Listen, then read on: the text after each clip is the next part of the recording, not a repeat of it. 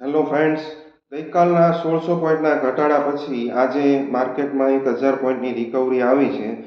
પણ લઈ દઈને આપણે એવું કહી શકીએ કે માર્કેટ હજી પણ ડાયરેક્શનલેસ હોય એવું લાગે છે અને કોઈ પણ એક દિશામાં જવા માટે તૈયાર હોય એવું લાગતું નથી. બજેટની વાત કરીએ તો બજેટની માર્કેટ ઉપર એટલી અસર, કોઈ ખાસ અસર જોવા મળી નથી. તેનું કારણ એ છે કે માર્કેટને બજેટ તરફથી કોઈ અપેક્ષા જ નહોતી. લાસ્ટ યરના બજેટમાં તે ઇન્કમ ટેક્સના સ્લેબમાં ફેરફાર કરી નાખ્યો હતો, એટલે એ અપેક્ષા નહોતી. પ્લસ જીએસટી રેટ કટમાં, જીએસટી કટમાં દિવાળી પહેલા આવી ગયો, એટલે એની તે કોઈ અપેક્ષા નહોતી. એટલે કોઈ ખાસ અપેક્ષા ન હોવાને કારણે માર્કેટે કોઈ રિએક્શન આપ્યું નથી. માર્કેટનું રિએક્શન જો જોવું હોય તો 1997માં પી ચિદમ્બરમે જે બજેટ રજૂ કર્યું હતું એને શેર બજારમાં ડ્રીમ બજેટ તરીકે ઓળખાય છે. માર્કેટ ખુલતા જ તે બધાનો પોર્ટફોલિયો 20-20% અપ હતો અને માર્કેટ સીધું 10% સર્કિટ અપ હતું. એટલે એની ફરી ક્યારેક નિરાંતે ચર્ચા કરીશું.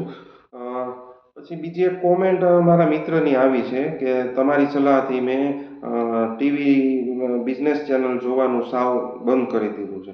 મારી દ્રષ્ટિએ ખૂબ સારી બાબત ગણી શકાય. કારણ કે બે ત્રણ કારણો હું આપને કહું. પહેલું તો જે છે કે શેરબજારમાં એક કહેવત છે કે everyone can not be rich at the same time.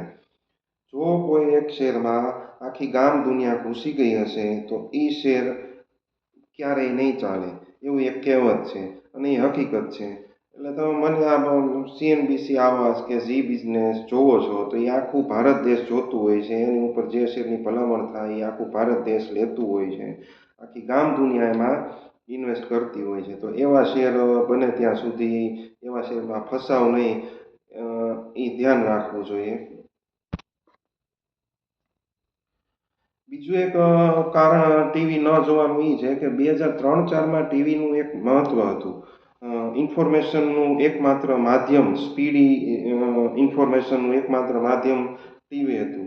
ત્યારે આજે એ આખું ચેન્જ થઈ ગયું છે. આજે ટ્વિટર એક્સ થઈ ગયું છે, વોટ્સએપ થઈ ગયું છે, યુટ્યુબ થઈ ગયું, અન્ય બીજા પ્લેટફોર્મ થઈ ગયા છે કે જ્યાં ઇન્ફોર્મેશન એટલી ફાસ્ટ થઈ ગઈ છે કે ટીવી ઉપર તો આજે તમને કદાચ જોતા હો ને બ્રેકિંગ ન્યૂઝ, તો એ તમે છેલ્લા છો એમ માનીને તમે ડિસિઝન કોઈ પણ શેરમાં ખરીદી કરવી હોય તો બ્રેકિંગ ન્યૂઝ જોઈને લેતા હો તો તમે છેલ્લા છો એ માનીને તમારે એ ડિસિઝન લેવું જોઈએ.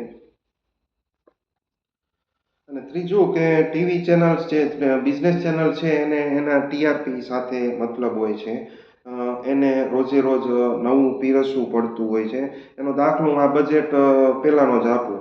બજેટ પહેલાં 3 દિવસ સુધી ડિફેન્સ ને આ ગવર્મેન્ટ પીએસયુઝ ને આ શીપ બિલ્ડિંગના જે ગાર્ડન રીચ શીપ બિલ્ડિંગ ને મજગાંવ ડોક ને હિન્દુસ્તાન એરોનોટિક્સ ને એટલા બધા માણસોને 3-4 દિવસ ટોર્ચરિંગ કરીને પૂરવા. હવે આજે ગઈકાલે એ બધા 10-10% ડાઉન હતા, 8-10% ઓલમોસ્ટ બધા ડાઉન હતા. આજે સવારે એ બધા એનાલિસ્ટ જે હતા એ બધામાંથી કોઈ ઈ શેરના નામ બોલવા તૈયાર નહોતું કે ભાઈ આ મસગાંવ ડોકમાં આમ કરવું કે ગાર્ડન રીચમાં આમ કરવું, કોઈ નામે નહોતા બોલ્યા. આજે ફાર્મા શેરની જ વાત કરતા હતા. લ્યો, હવે એક જ 3 જ દિવસમાં એનો વ્યૂ ફરી જાય છે. ઓલા શેરના નામ લેવા તૈયાર નથી. એટલા માટે હું એવોઇડ કરું છું ટીવી જોઈને ડિસિઝન લો. ટીવી જોવું જોઈએ, નો ડાઉટ. તમે જો શરૂઆત કરતા હો શેર બજારની તો ટીવી જોઈને જ શરૂઆત કરી શકો, પણ ટીવી જોઈને ડિસિઝન શેર લેવાનું ન લઈ શકાય. તો અહીંયા સુધી જ રાખીએ, ફરી આવતીકાલે મળીશું. અને જો આ વિડીયો આપને યુઝફુલ થયો હોય તો લાઇક, શેર અને સબસ્ક્રાઈબ કરજો. કોમેન્ટ કરીને જણાવજો. Thank you.